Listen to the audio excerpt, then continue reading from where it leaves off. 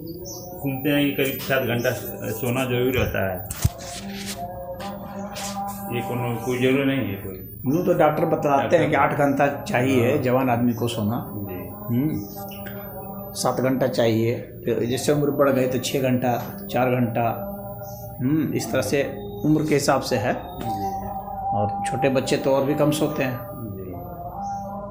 लेकिन जहाँ तक इसकी बात है कि जो प्राणायाम करने से नींद घट जाती है, प्राणायाम करेंगे तो नींद घट जाएगी, क्योंकि प्राणवायु की पूर्ति हो जाती है ना, इसलिए घट जाती है नींद। हम लोग सोते क्यों हैं? इसीलिए कि प्राणवायु पूरी हो जाए, इसीलिए सोते हैं। तो जिसके शरीर में जितना ज़्यादा जहर है वो उतना देर तक सोएगा, और जिसका शरीर जितना शुद्ध है उसको उतना कम सोना है। समझ रहे हो? तो एक तो वे होते हैं जो जिसको नींद ही नहीं आती तो कम सोते हैं, तो वे तो रोगी हो जाएंगे, क्योंकि शरीर में जहर बना हुआ है, निकला नहीं, प्राण शक्ति बढ़ी नहीं और नींद आ नहीं रही है, तो वे रोगी हो जाएंगे। लेकिन यहाँ पर केस उल्टा है, क्योंकि प्राण शक्ति बढ़ गई बहुत, अब उसको जो है नींद लेने की ज़रूरत नहीं है, क्योंकि शरीर में जहर नहीं अब रहा। कार्बन डाइऑक्साइड की मात्रा घट गई शरीर में। जब हम लोग कोई काम करते हैं ना, कार्बन डाइऑक्साइड की मात्रा बढ़ जाती है शरीर में, समझे। और बहुत लैक्टिक एसिड वगैरह है, ये सब भी शरीर में बढ़ जाते हैं। बहुत अल्डिहाइड और कीटोन ये सब भी शरीर में बनते हैं। तो वे सब जो है जहरीला होते हैं काफ़ी, तो उसके कारण जो है शरीर जब काफ़ी थक जाता है, मांसपेशियां जो है थक जाती हैं, रुग्ण हो जाती हैं, उनको निकालना ज़रूरी होता है। लेकिन जब आप प्राणायाम कर लेते हैं उतने स्तर तक का प्राणायाम, मतलब कि सिद्धि वाले स्तर तक का प्राणायाम, तो शरीर के सारे जहर निकल जाते हैं और मन एकदम शुद्ध हो जाता है, शांत हो जाता है। प्राणवायु बहुत शरीर में बढ़ जाती है, प्राण शक्ति काफ़ी बढ़ जाती है, तो उसे बहुत नींद की ज़रूरत नहीं पड़ती है। अगर वो 2 घंटा 3 घंटा भी सो लेता है तो हो सकता है नींद पूरी हो जाए, अगर बहुत प्राणायाम किया है तो। 4-5 घंटा का कोई व्यक्ति प्राणायाम कर दे तो उसे बहुत कम नींद की ज़रूरत पड़ेगी। चतुर्थ प्राणायाम भी अगर 4-5 घंटा में लगातार कर दी तो ये भी मतलब उतना में तो समाधि में पहुंच जाएगा। हाँ,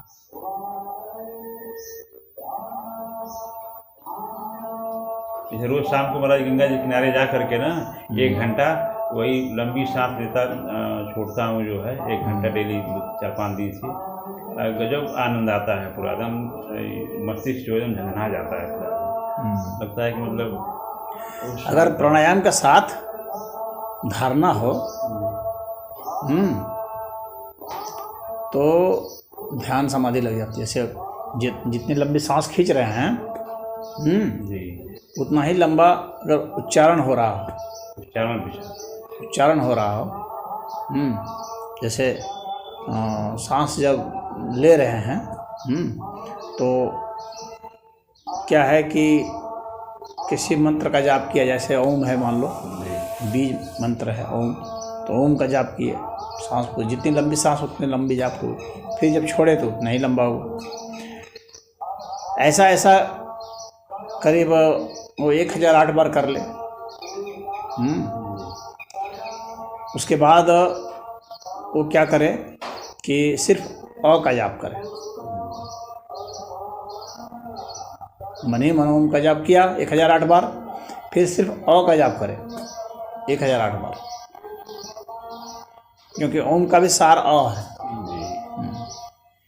वैसा जब वो कर दिया तब फिर जो है वो अ को भी छोड़ दे, सिर्फ जो है जो अपने आप जो तरंगें उठती हैं, जो हम श्वास प्रश्वास कर रहे हैं तो उसकी तरंगें अपने आप ही उठ रही है, तो वो उन तरंगों पर चला जाए।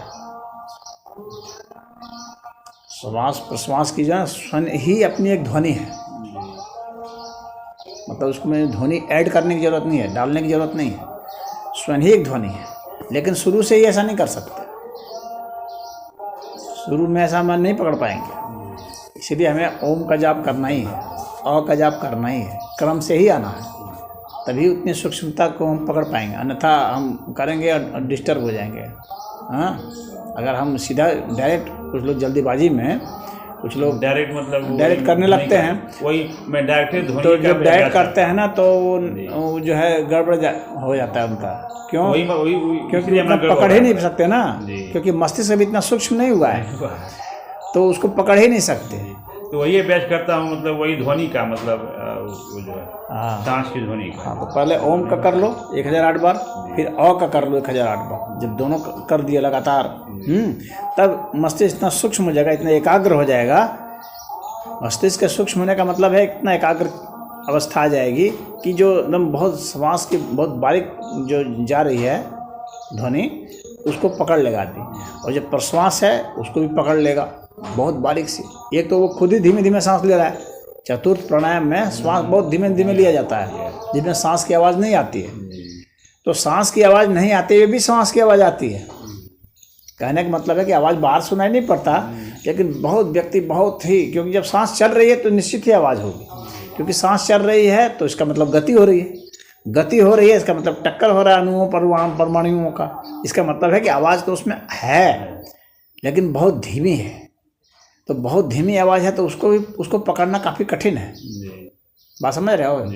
दूसरे जो प्राणायाम हैं, जैसे कि मान लो कि ये सूर्य भेदी चंद्र भेदी प्राणायाम है, या जो है कपालभाति प्राणायाम है, हाँ, या अनुलोम विलोम है, इस तरह के प्राणायाम है, या नाड़ी शोधन है, उसमें आसान है पकड़ना। लेकिन इसमें काफ़ी कठिन है चतुर्थ प्राणायाम, तो इसीलिए उसको उसी सूक्ष्मता से उसको आना है। बहुत ही एकदम स्थिर एकाग्रचित हो जाएगा तो श्वास की ध्वनि पकड़ लेगा, और वैसा होते ही वो ध्यानस्थ हो जाता है और फिर समाधिस्थ हो जाता है। फिर तो श्वास ऐसा लगेगा श्वास प्रश्वास की ये ठहर गया, रुक गया, इसकी आवाज़ नहीं आएगी, सांस भी चलेगी कि नहीं चलेगी, इस तरह से एकदम ठहर जाएगा। वह जो अवस्था है ना, शून्य जैसी अवस्था है, उसी को समाधि कहा जाता है। तो इस प्रक्रिया से गुजरो और उसके बाद देखोगे कि आसानी से हो जाएगा। और लोग जल्दीबाजी में सफल होने में, जल्दी सफल होने के चक्कर में क्या करते हैं, कहते हैं अरे उतना क्या करें, जब इसी से होना है तो इसी को पकड़ते हैं, ऐसा लोग सोचते हैं। यही मैं कर रहा था ना। हाँ, लेकिन ये नहीं सोचते हैं कि अभी हमारा मस्तिष्क इतना सूक्ष्म नहीं हो पाया है कि उसको पकड़ ले। तो सिर्फ नकल करने से नहीं होगा कि वो व्यक्ति इस तरह से कर ले रहा है तो चलो मैं भी यहीं से शुरू करता हूँ, उन सब चीज़ों को छोड़ देता हूँ, क्यों उसमें समय वेस्ट किया जाए। लोग ऐसे सोचते हैं समय क्यों बर्बाद किया जाए उसमें, लेकिन उनको नहीं पता है समय की बर्बादी नहीं है, वो क्रम है। इसीलिए ऋषियों ने ये क्रम बनाया हुआ है। अब पहले जो है गायत्री मंत्र पढ़वाते हैं, गायत्री मंत्र पढ़ते पढ़ते जब आप सिद्ध हो जाते हैं तो उसके बाद उस मंत्र को छोटा कर दिया जाता है, ओम भूर्भुवः स्वः, इतना ही रहा जाता है, समझ गए। इसके बाद फिर इसको भी छोटा कर दिया जाता है, सिर्फ ओम करते हैं, फिर इसको भी छोड़ दिया जाता है, फिर अ किया जाता है, फिर अ को भी छोड़ दिया जाता है, फिर श्वास की जो अपनी ध्वनि उसको पढ़ा जाता है, फिर श्वास की ध्वनि भी सूक्ष्म हो जाती है, इतनी सूक्ष्म हो जाती है कि श्वास की भी ध्वनि नहीं रह जाएगी। फिर आपके भीतर अंदरूनी जो गतियाँ हैं जिसको कि आप नहीं चला रहे हैं लेकिन गति हो रही है, जैसे दिल धड़क रहा है, दिमाग भी चल रहा है, पेट भी, पाचन क्रिया वगैरह सब चल रहा है, तो इन सब की भी तो अपनी गतियाँ हैं, तो इनके कारण भी तो ध्वनि है। तो उन ध्वनियों पर वो फिर उसका अपने आप ही चला जाता है। वे ध्वनियाँ भी जैसे जैसे हृदय गति, हृदय स्पंदन भी धीरे धीरे शांत होने लगता है, सब कुछ धीरे धीरे पाचन क्रिया शांत होने लगती है, सब शांत होने लगता है, तो जैसे जैसे स्पंदन भी शांत होता है तो गति भी शांत होती जाती है। तो गति जो है ना, ये ऐसे शांत होती चली जाती है तो शरीर में चुंबकत्व तो बढ़ जाता है, समझ गए। गति यहाँ पर जैसे जैसे आप शून्य की ओर गति बढ़ेगी वैसे वैसे आपका विस्तार जो है ना वो अनंत की ओर जाएगा। गति शून्य और आप अनंत हो जाएंगे। बात समझ में आ रही है? गति जब शून्य होगी तो आपका स्थान जो है अनंत हो जाएगा। गति कहीं से कहीं चलने के लिए होता है, जब अनंत हो गया तो गति की जरूरत ही क्या है, गति होगी नहीं, गत्यतीत अवस्था हो जाएगी। तो महाराज जी सांस जो है ओम का उच्चारण करते हुए मन में तो ध्यान रहेगा श्वास पर। हाँ, श्वास पर, ध्वनि पर और सांस पर। हाँ, मन ही मन ध्वनि कर रहे हैं, मन ही मन उच्चारण कर रहे हैं ना, तो उच्चारण जितनी लंबी सांस होगी उतनी ही लंबी वो उच्चारण भी होगा। उच्चारण भी हाँ, और वो वहाँ संख्या का मतलब नहीं है, मतलब है कि जितनी बार जैसे 1008 बार किए हैं तो एक भी बार ऐसा नहीं होना चाहिए कि हम उस ध्वनि को छोड़ दें, यानी हमारी पकड़ के बाहर चले जाए, हमारा ध्यान भटक जाए, ऐसा नहीं होना चाहिए। लगातार उसमें होना चाहिए, तभी माना जाएगा। और अगर वो बीच में टूट जाता है तो फिर आप शुरू से शुरू करेंगे। बात समझ में आ रही है? हाँ, बीच में टूट गया तो इसका मतलब आपकी उतनी ही क्षमता भी हुई है। एक बार भी नहीं टूटना चाहिए, एक बार तो बहुत बात है, थोड़ा भी नहीं टूटना चाहिए, इतना केंद्रित होना चाहिए। तो सांस लेते समय भी छोड़ते समय भी, छोटे समय दोनों का उसी तरह से हठ योग होता है, हंस योग होता है। और जैसे जब सांस भरते हैं तो अलग स्वर, सांस आती है तो अलग स्वर, यानी श्वास में अलग प्रश्वास में अलग, इस तरह की ध्वनि आती है। दोनों में कुछ अलग ध्वनि आती है, लेकिन वह अलग ध्वनि तब आती है जब हमारी सांस की गति बहुत तेज चल रही है।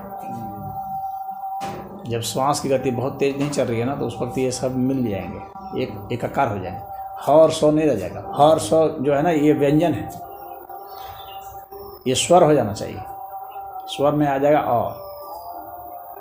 बात समझ में आ रही है? ह और स जो है ना, ये व्यंजन है, वर्णमाला में ये व्यंजन है। तो ये दोनों जब मिल जाएंगे ना, जब इनका भेद मिट जाएगा तो अ हो जाएगा, तो बाद में फिर अ भी समाप्त हो जाएगा, क्योंकि अ भी की ध्वनि भी टक्कर से उत्पन्न हो रही है ना। टक्कर का मतलब है संघर्ष है, संघर्ष का मतलब है प्रकृति है, द्वंद्व है, द्वंद्व मतलब प्रकृति में है। अभी आप चेतन अवस्था में नहीं गए, चेतन अवस्था में संघर्ष नहीं है, द्वंद्व नहीं है। द्वंद्व नहीं है तो गति भी नहीं। अगर चेतन अवस्था में चले गए तो वहाँ गत्यतीत अवस्था हो जाएगी, गति नहीं रह जाएगी। तो उस समय आपको जो है इन प्रकार के जो संघर्षों का है, इन सब से आप उपराम हो जाएंगे। मतलब आपका मतलब यहाँ पर है कि आपका जो वो है, जिससे आपको बोध होता है कि मैं हूँ, मेरा वहाँ से मतलब है, आपके माने उस सूक्ष्म अहंकार से मतलब है, अस्मिता से मतलब है। तो वह अस्मिता जो है, जो पहचानता है अपने को कि मैं यह हूँ, मैं हूँ, अहंकार जो होता है, उससे आप परे हो जाएंगे। फिर वहाँ आम बोध नहीं रह जाएगा। नहीं, तो जैसे बताएं कि प्राणायाम से जो है कि पाप नष्ट होते हैं, तो इसका मतलब आदमी कोई पाप कर्म किया हुआ है और प्राणायाम से किसी नष्ट होता है, इसका मतलब क्या? मतलब इसका मतलब यह नहीं है कि उसने जो पाप पहले कर दिए हैं उसका परिणाम नहीं मिलेगा, इसका यह मतलब नहीं है। परिणाम तो मिलेगा, आपने जो कर्म किए उसके परिणाम मिलेंगे, परिणाम दिए बगैर नहीं रहता। परंतु उस परिणाम को झेलने की जो ताकत है ना, उसमें इतनी ज़्यादा हो जाती है ना कि वो परिणाम उसके लिए फिर कुछ भी नहीं है। तो एक तरह से वो नष्ट हो गया कर्म और कर्मफल जो है नष्ट हो गया, क्योंकि उसके लिए फिर कोई असर ही नहीं है। कष्ट आएगा लेकिन अपना हाँ, उसके ऊपर कोई फर्क नहीं पड़ने वाला था, क्योंकि उसने अपना लेवल बहुत हाई कर दिया ना। आने का तो वो आएगा ही, और रिएक्शन तो आना ही आना है। रोगे आएगा, कौन माध्यम, कोई भी चीज़ जो भी उसको फल मिलना है तो अस्तित्व फैसला करेगा कि उसको क्या मिलना है। जो भी मिलना है उसके ऊपर कोई असर नहीं डाल सकते, क्योंकि अब वह है ही नहीं ना, प्राणायाम इतनी शक्ति, अब वह है ही नहीं। हाँ, तो इसलिए वो जो है उसके पाप नष्ट हो जाते हैं, इस अर्थ में कहा जाए। और अब वो नया कुछ पाप ऐसा करेगा नहीं, लेकिन यह उनके लिए है जो कि जो है प्राणायाम को मतलब सिद्ध कर दिया। हाँ, अभी जो शुरू कर रहे हैं तो उसी से नहीं होगा। हाँ, जो सिद्ध जो हो गया है, हाँ, जो करते करते बहुत लंबे समय दौर तक कर रहा है ना, तो उसके लिए ऐसा है। लेकिन शुरुआत कर देना भी बहुत बड़ी बात है। जो शुरू कर रहे हैं अभी, तो वो बड़ी बात है, बशर्ते कि वे उसको छोड़े नहीं। अब छोड़ें तो उसे आगे वाले स्टेप में जाके छोड़ें। कहने का मतलब यह है, यह नहीं कि जो कर रहे थे उसको भी छोड़ करके फिर वैसे ही करने लगे। योग के सूत्र में जब आ गए हैं तो उस सूत्र के एकदम पकड़ करके चढ़ते चले जाएं। और महाराज जैसे आदमी नींद रात में कभी कभी नहीं आती, इसलिए क्या करना चाहिए? ये रात में जब 1 बजे 12 बजे नींद मतलब खुल जाती है, फिर नहीं आती है, तो इसीलिए फिर जबरदस्ती सोने का प्रयास कभी नहीं करना चाहिए। तो उस समय क्या करना चाहिए? तो उस समय मतलब जो व्यक्ति को उसमें करना उचित लगता है वो करेगा, उसमें करना क्या चाहिए। रात का समय में वो क्या करेगा?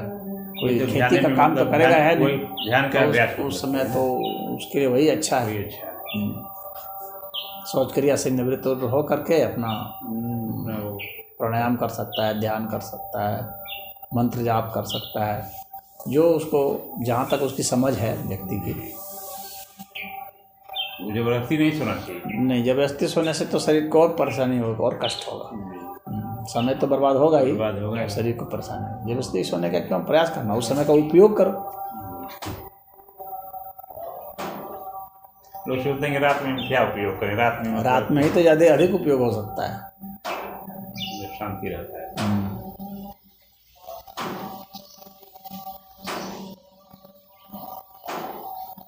आपकी 50 तरह की समस्याएं हो सकती हैं, उन समस्याओं का समाधान वहीं पर मिलेगा। आराम से निश्चिंत होकर के बैठिए, उन समस्याओं पर चिंतन कीजिए, तो वो समस्याओं का हल हो जाएगा। क्योंकि दिमाग उस वक्त शांत है, ताज़ा है, अभी सो करके उठा है, तो उसके पास समस्याओं का समाधान।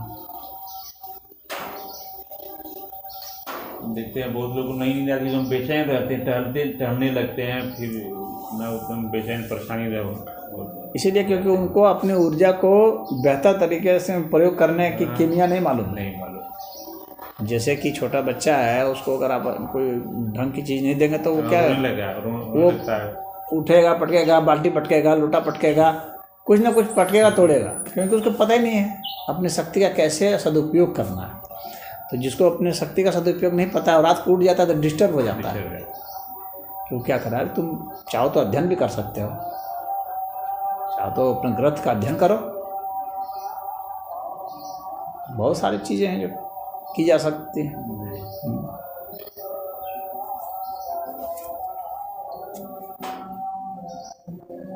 ध्यान लगाओ, अध्ययन करो, सोच क्रिया से निवृत्त होकर के योगाभ्यास करो। हाँ, कुछ नहीं है तो अपना भजन गाओ या भजन सुनो, बहुत कुछ किया जा सकता है। बेचैन होकर के टालने से क्या फायदा होगा? बेचैन नहीं होना चाहिए। माइंड का ही तो असली खेल है, और माइंड को सदैव जो है आपको एक रास्ता देना है, बेहतर रास्ता देना है। अगर बेहतर रास्ता नहीं है तो बदतर रास्ता तो वो चुन ही लेगा, क्योंकि बदतर रास्ता चुनने के लिए बहुत दिमाग नहीं लगाना पड़ता है।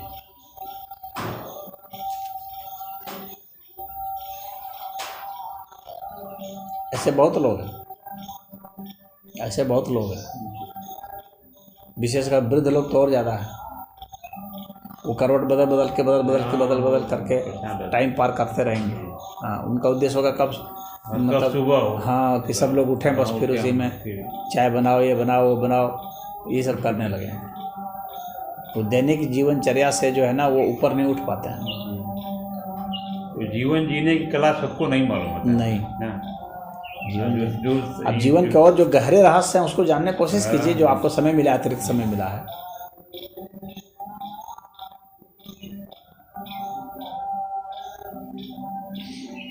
एक हमारे चाचा हैं, वो एकदम वृद्ध हो चुके हैं, एक ही जगह एक ही बिस्तर पर रहते हैं, चल फिर नहीं पाते, इतना कमज़ोर हो गए हैं, और लास्ट समय चल रहा है उनका। तो डॉक्टर बोले हैं कि इनके पास कोई ये उपन्यास पढ़ें या टीवी देखें या मतलब कहीं घुमाते रहिए।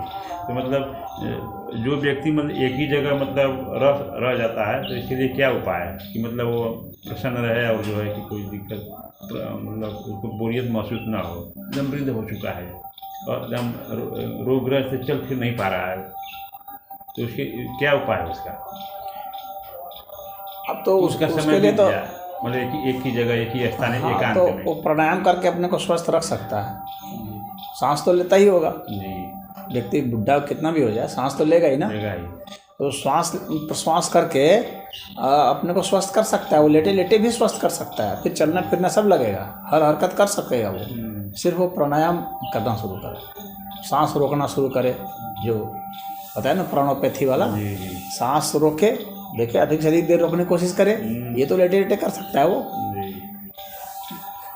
तो कर बहुत कुछ सकता है, एक्यूप्रेशर करे, हाथों को पैरों को दबाए, ये सब तो कर सकता है। जी। जहाँ पर व्यक्ति जो है वहाँ पर जो वो कर सकता है उसको वो करना चाहिए। अब आदमी अगर प्राणायाम और ध्यान साधना में मंत्र रहेगा जाप कर सकता है। जी, एकांत में भी, और कितना वो वृद्ध हो तब भी उसको कोई बाहर घूमने या उपन्यास पढ़ने की महामृत्युंजय जरूरत नहीं है। उपन्यास और बाहर पढ़े, घूमने और पढ़ाई का हाँ। तो विकल्प वो मैंने कह रहा हूँ, पढ़ाई तो अच्छी चीज़ है, पढ़े, महामृत्युंजय मंत्र का जाप कर सकते हैं।